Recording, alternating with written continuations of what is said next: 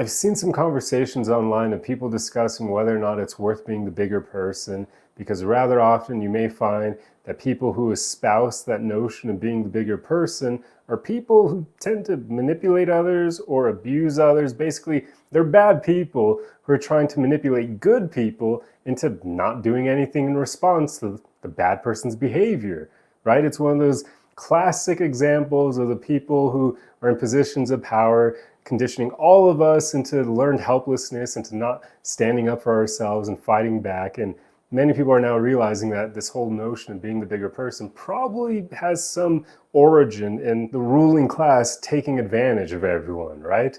So that makes me realize I should clarify my stance on this, because I often do tell people to be the bigger person, but I mean more so in situations where you actually care about the other person involved and you want to retain the relationship with them. When there's someone that you actually want to keep in your life, then yeah, it's worth it to bite your tongue, be the bigger person, because you want this person to stay in your life.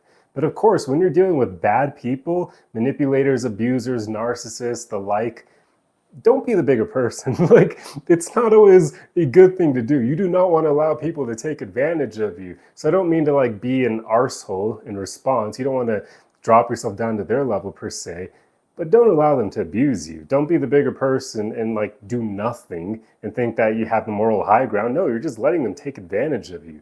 Don't do that. So always have a backbone, but definitely in the cases where you're dealing with people you actually genuinely care about, be the bigger person, because you want that relationship to be retained. If you have a big fight with your partner, for example, and you deeply care about them, be willing to apologize. Take the moral high ground there because you like this person. You want to keep them in your life.